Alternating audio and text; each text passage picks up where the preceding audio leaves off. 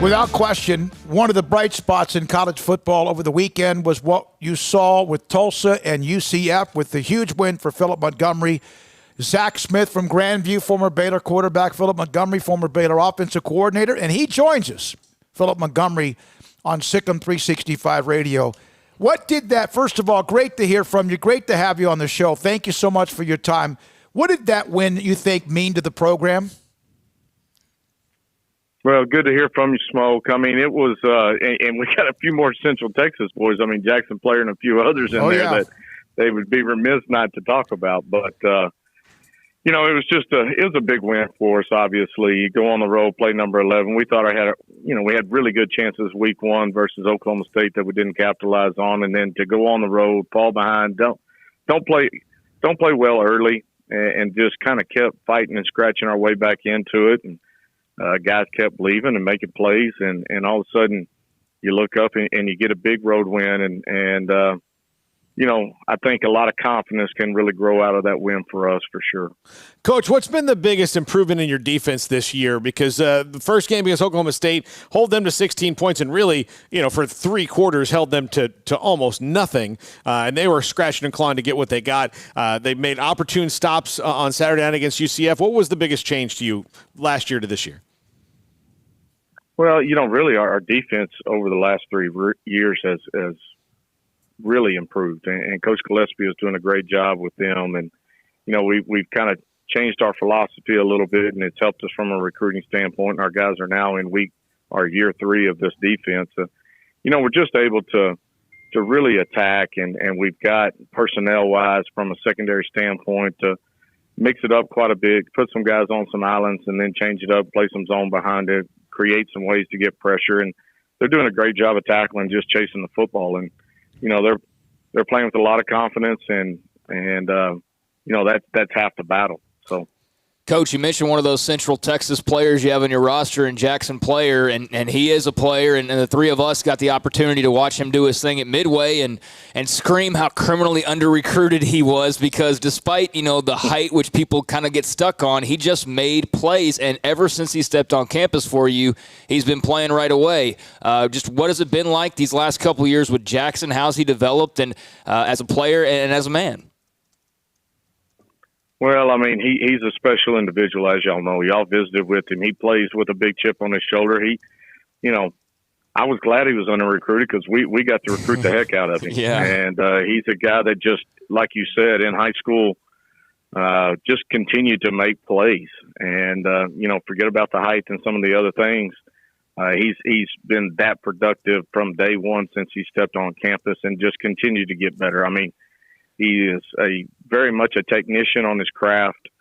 He's great with his hands. He's got a great first step, and he's so strong. It's unbelievable how he can just move people and get around. So he's a special guy that I think, you know, if the NFL can get some stuff out of their minds, he's a guy that I think can play at the next level because of all those traits. His motor is what always impressed me. He made plays, obviously, but and you've had players who had a high motor. Is his motor ever off? Never. And you know, just like the other night, they had one kind of pop run on us that they scored on, and you know, Jackson hurdles a guy, and if he has another couple of yards, I think he catches him before he scores. And it's just that type of effort. His motor running hot all the time, and he just loves playing the game. I mean, he's a true kind of throwback player where it doesn't matter who you put in front of him, what you put in front of him, he's going to hit it head on, and he's just special in that way. Coach, I'm going to tell you a quick story about him, which is my favorite one about him that you'll love. A couple years ago, I was at practice in the morning, and just their, you know, morning little athletic period that they're going through, and they had a center that was having trouble, you know, just with his one motion, and when somebody would kind of bark at him. So they put Jackson on him, and like Jackson's job was to annoy the center and get after him until he couldn't take it anymore. And after that, no more problems, because he just didn't want to have to deal with that in practice ever again. I'm sure that does not surprise you about Jackson Player. No, not at all. Jackson is never a loss for words, and doesn't mind getting in anybody's face and pushing them to be better. And he does it in the right way, obviously. But, he's a guy that expects a lot out of himself, but also expects a lot out of the people around him. And he's going to challenge you. And that's what's made him who he is. And, he's been challenged and he has found ways to continue to improve himself and get better and compete at the highest level. Zach Smith from Grandview, DeMarco Williams from Temple, Jackson Player Midway, Jace Oliver from Fairfield, Everett Rogers, young man from Ellison, and then, of course, your coaching staff, Gillespie, you mentioned him, Stephenville, Carlton Buckles. We know a little bit about him, Calvin Lowry, Jordan Niver, Bo Trahan. I mean, it's Diane McFeeters, who, of course, is part of your operations as well. It's kind of almost a homecoming as well. And speaking of which, oh, my goodness, we got a special guest that's supposed to join us today at 5, but he wanted to jump in a little bit early. The golden shirt himself and Phil Bennet for Philip Montgomery. Phil, fire away. Thanks for your time. I want to just tell you, I texted him today, and I said, Monty, that was the best game to watch. The play that Smitty threw before half, and then that first stop and the touchdown on the third quarter, it was on, my man. You guys showed a lot of guts. I was proud of you. Well, thanks, Phil, man. It's good to hear from the myth and the legend, man. But you're right. I mean, that drive right before half kind of momentum started wanting to creep back right there. And then we come out and we get a big play by Bryson Powers, kid from Houston, and gets the turnover right there on the kickoff. And then we hit the big throw with Zach down there and score. And then at that point, you could just feel the momentum of the game, the tide of the game was just changing. And we just had to continue to keep putting pressure on it. And I was just so proud of our guys, the way they just continued to battle all the way through it. Monty, how much do you believe the struggles you had last year with so many close games, being right on the verge of being a bowl and maybe a championship team, how much has that helped your guys facing games like that? Well, we've been in a lot of them, Phil, as you know, over the last couple of years. A lot of really close ball games. That one play here or there is the difference. And, we've really been focusing on since January about attacking the finish and how we got to and how these plays can happen, and you don't know when they're going to happen. It's not always, right there in the last drive. It's the drive before halftime, like we had last week. It's the play right as you come out of halftime. Those are the game-changing type plays, and just being prepared for it, going attacking it, and understanding that we're going to be physical for 60 minutes, and that's who we are. That's who we've been, and our guys do a great job of really attacking that phrase. No question. One of the things during the game I was going to tell Smokey, if you looked at UCF's head coach after your touchdown, after the turnover in the third quarter, he had that you-know-what look. And I'm not serious when I said that. I told my wife, Julie, I said, he knows his ass is in trouble.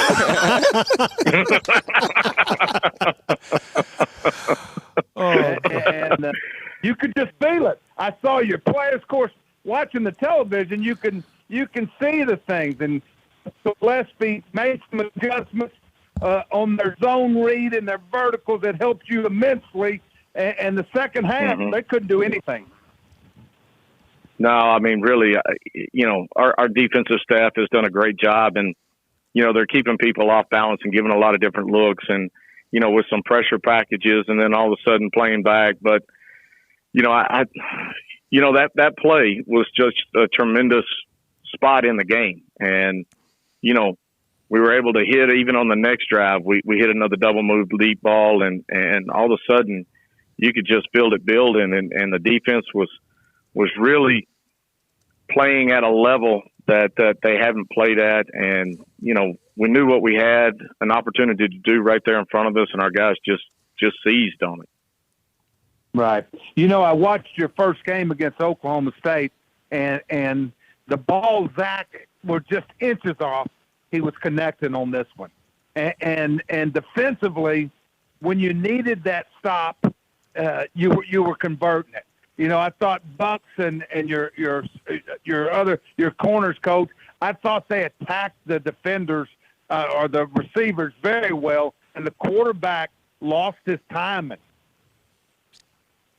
Really did, and I feel like just having played them now 3 years in a row, they have so much time in it, and the quarterback's not used to their timing being thrown off. And our Coach Fletcher and Buck both, they did a great job getting our guys ready to be physical at the line of scrimmage, throw off some timing, and make this quarterback get off his spot and make him get away from read one, make him find the next guy. And I thought our defense did a great job of that all night.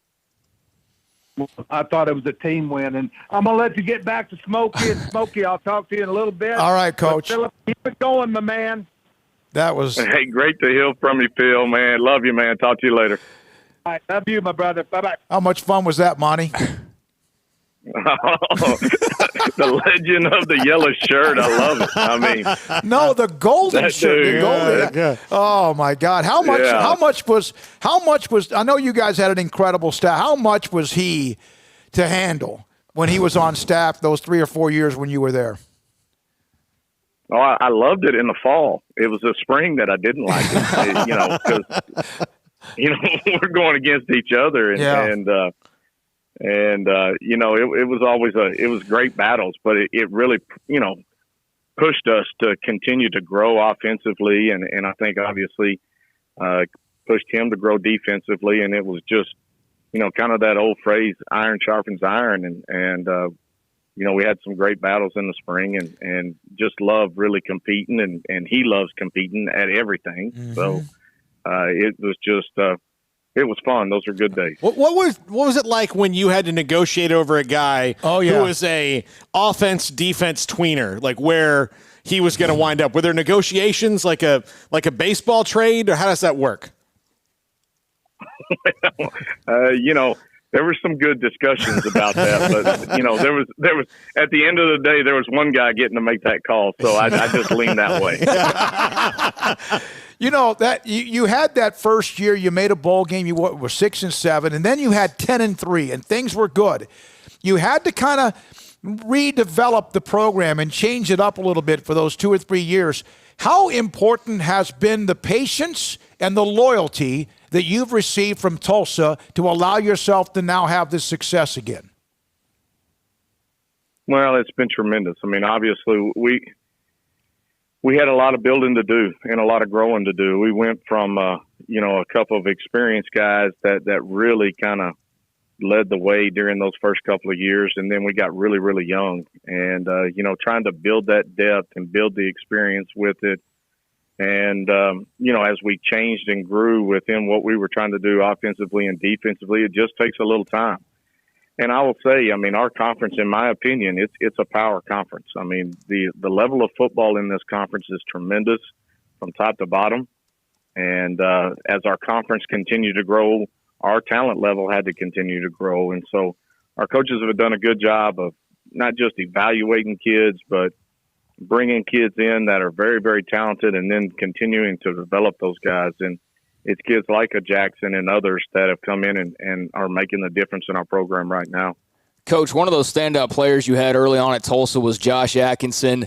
I remember, the stats he was putting up, and he went on to, join the coaching staff, and then he joined Baylor's coaching staff this offseason as a graduate assistant on offense. What can you tell us about him as a young coach, and what maybe you've seen in him as far as not just a player, but what he's now doing and what he may do in the future? Well, I don't know that I'm going to talk about that because I'm still mad at him that he left. Okay. But, no, I mean, Josh is tremendous. I mean, I remember, we had a camp in the Metroplex. I think it was at Lake Highland when Josh was coming out, and did a great job at camp. I mean, we were close to offering him, ended up not, and he came here, and then we reconnected and was a tremendous player for us here. And, kind of bounced around and tried to play a little bit more after that, and then had the opportunity to bring him back as our grad assistant. And he is going to continue to grow, but he's going to be a great coach. I mean, he's great with the kids. He's got a great personality. His knowledge is continuing to grow, and he's just a sponge when it comes to that. So I love him to death. I wish he was still here with me, but I understand that's the way this business works. But he's got a bright future ahead. Well, and you guys do too. The win against UCF, Cincinnati, you get back-to-back top, almost 10 or 15. You played number 11 Oklahoma State, 11 and number 11. Number 11 UCF, and now number 11 Cincinnati. Wow, that's got to be kind of exhilarating, and yet at the same time, boy, you guys got to get back to work, don't you? Absolutely, absolutely. So, our schedule is loaded. Really tough games ahead of us. Cincinnati's the one we're focused on right now. Sure. We've always had some huge battles with them. Played them close last year and had some opportunities. Hopefully this year we'll come out on the other end of it. At least they got to come to us this time, and we're looking forward to getting back on the field and getting an opportunity to compete again. Well, if anything, it's good news for USF. Next, when you play them, they'll be number 11. Yeah. There's that comedian in you. Hey, Coach, I know you got to go. First of all, congratulations. Second of all, good luck this week and the rest of the way. Always one of our favorites. Appreciate you. And thanks for giving us as much time as you did, and thanks for putting up with Phil Bennet. Well, guys, it's great to hear from y'all. And, obviously, I always enjoyed getting to come on with you, and I appreciate you letting me on again. So y'all have a great time, and y'all stay safe. Hey, you too. Thank you. That's Philip Montgomery. So you have Jackson play.